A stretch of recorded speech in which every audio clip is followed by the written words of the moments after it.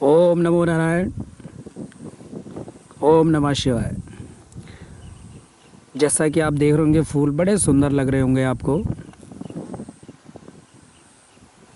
तो ये क्या है मैं बताऊंगा। बहुत से लोग जान गए होंगे, फूल देख करके पहचान गए होंगे।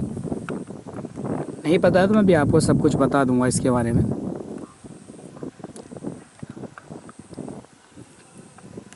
बहुत ही सुंदर पुष्प हैं ये।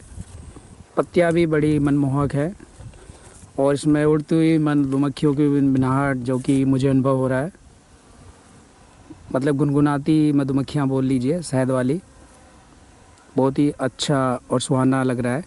मैं यहाँ से निकल रहा था तो मुझे दिखाई दिया, फिर मैंने कहा इस पे भी चलो एक वीडियो बना लेते हैं और लोगों को शेयर करेंगे। इसके बारे में भी जानकारी जिसको पता है सही है, नहीं है तो सबको पता चलना चाहिए।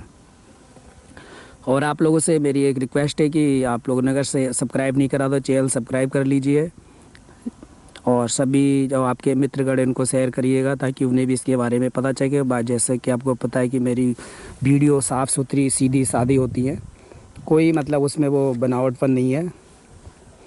पूरी प्राकृतिक रूप से जो पेड़ पौधे हमें प्राप्त हैं, हम उसी लोकेशन में, उसी खेत में, उसी जगह जा कर के उस पर वीडियो बनाने की कोशिश करते हैं ताकि आदमी को वास्तविकता सा ज्ञान हो। तो ये क्या है मैं बताऊं तो अब आप लोगों को बता दूं। इसको हम अंग्रेजी में बोलते हैं पिलिट्रोए रूट, यानी कि अकरकरा। जो हमारी अकरकरा है जो कि व्यापारिक फसल है और ये यूरोप से मानी जाती है इसका जनक, क्योंकि हमारे यहाँ आप लोगों ने देखा होगा कि जंगली अकरकरा जिसके पीले फूल होते हैं वो है। और एक और वैरायटी होती है जिसमें बिल्कुल सेम उस अकरकरा जैसे ये आपको दिख रहा होगा कि गुलाबी रंग का है ना, ऐसे गुलाबी रंग का होगा उसका आगे, लेकिन उसमें पीला भी होता है। जैसे हमारा पीला होता है, पीला जो जंगली अकरकरा होता है, वैसे ही उसमें पीला होगा और बीच में गुलाबी होगा। इसमें जैसे बाहर का एरिया गुलाबी है तो उसमें बीच का एरिया गुलाबी होता है, बाहर येलो होता है। वो अकरकरा बहुत ही गुणकारी और सबसे उत्तम अकरकरा माना गया है। लेकिन वो उसका पौधा मैंने सिर्फ एक देखा है इस साल और मैंने रिक्वेस्ट करी है कि उसको बीज बनाया जाए और बढ़ाया जाए, तो उस पर काम चल रहा है। और ये अकरकरा देखिए आपको मैं पूरा दिखाऊंगा, आपको ये पूरा एकड़ों में लगा हुआ है। जहाँ तक आपकी नज़र जाएगी देखिए अकरकरा है। और ये सारी जितनी हमारे आयुर्वेदिक कंपनियाँ इसके रूट से आते हैं, इसका ये लोग सिर्फ रूट इस्तेमाल करते हैं। पंचांग भी बेचते होंगे लेकिन मुझे ज़्यादा पता नहीं, क्योंकि कंपनियाँ सिर्फ उसके रूट खरीदती हैं। और किस लिए खरीदती हैं बताओ? जितना भी आपका दांतों के लिए पेस्ट बन रहा है उसमें अकरकरा की जड़ यूज करी जाती है। और ये अगर आप यहाँ पे वास्तव में होते तो आपको ये सुंदरता देख कर के बड़ा ही आनंद प्राप्त होता, जो कि मैं अनुभव कर रहा हूँ। वो सिर्फ इसमें वीडियो में तो क्या अनुभव होगा, लेकिन फिर भी आप लोग देखिए कितना अच्छा लग रहा है ये।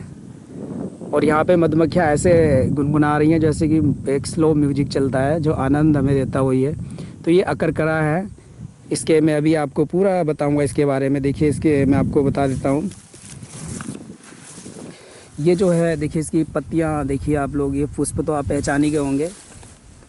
पुष्प ऐसे अगर हम घर में गमलों में भी लगाएं या अपने थोड़ी सी जगह में भी लगाते हैं तो बहुत अच्छा लगेगा। और इसके पत्ते देखेंगे कि सोए की तरह कटे हुए हैं। ये यहाँ पे एक पौधा अलग से है तो शायद पूरा देखने में अच्छा लगी है। ये देखिए यहाँ से निकलता है। इसमें तनाएँ नहीं होती, तनाएँ पतली होती हैं, नरम होती हैं, जो कि मुड़ जाती हैं और ज़मीन पे रेंग जाती हैं। जैसे कि यहाँ पे ये देखेंगे, ये इसकी तना है, ये इसका यहाँ पे जड़ है, जड़, और यहाँ से ये फैल गया ऊपर को। तो इसमें जो तनाएँ निकलती हैं वो ज़मीन पे ही पसर जाती है। पसरने वाली एक तरीके का पौधा है। और इसका रूट यूज करते हैं। देखिए रूट में, क्योंकि मैंने यहाँ पे खेत में इसके मालिक नहीं तो पेड़ उखड़ना उचित नहीं समझा, तो मैं तो वीडियो भी नहीं बना रहा था, लेकिन वो नहीं है तो मैंने कहा फिर मौका मिले ना मिले आने का। तो ये आप देखेंगे कि ये इसकी रूट है जो कि मार्केट में बिकती है, इसी के लिए इसकी खेती हो रही है। इस रूट को निकाला जाएगा और रूट के इसकी ये रूट देखिए, एक मेन रूट हुई, फिर साइड रूटें होती हैं। तो इस रूट से ही इसकी जो जड़ है, यही जड़ हमारे व्यापार के काम में आता है। और दांतों के दर्द वगैरह के लिए जो पेस्ट बनाए जाते हैं उसमें इसका यूज होता है। अन्य भी दवाइयों में यूज होता होगा।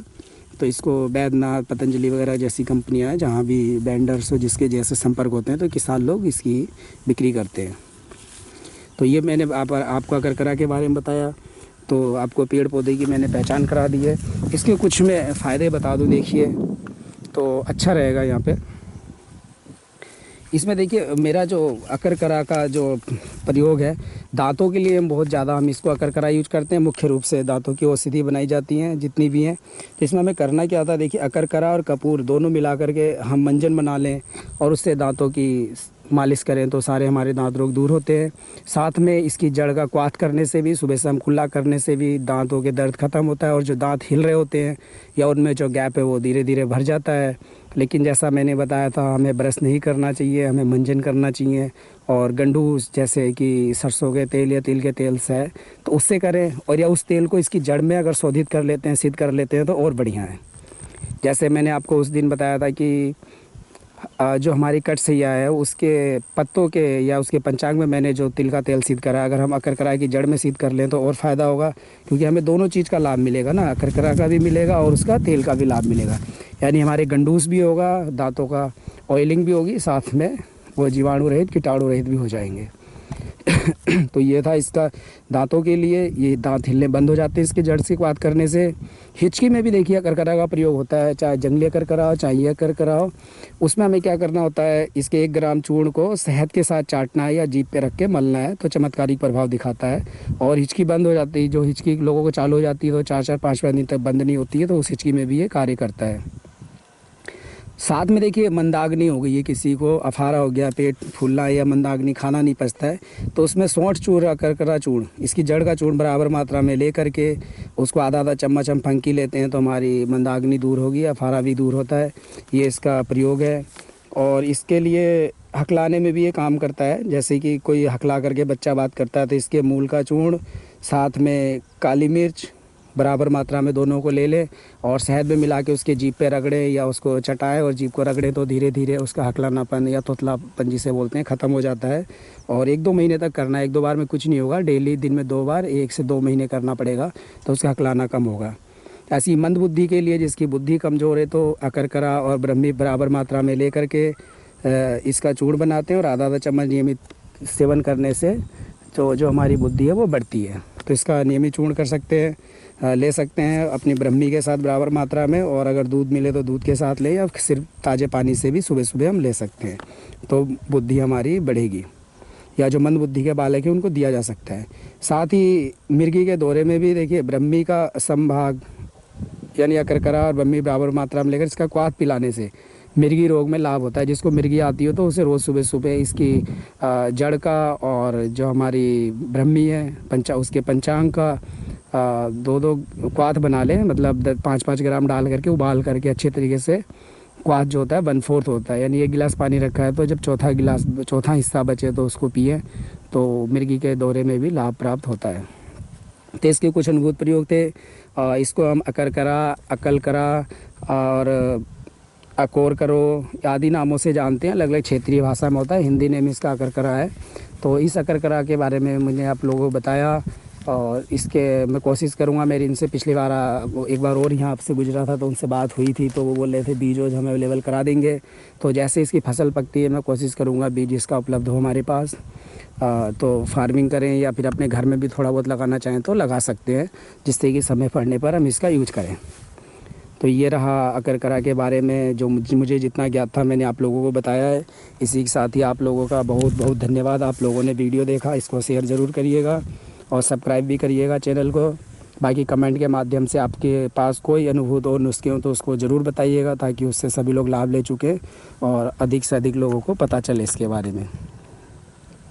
तो इसी के साथ ही मैं आप लोगों से विदा लेता हूँ। नेक्स्ट वीडियो में मिलेंगे। जय हिंद, जय भारत, जय आयुर्वेद।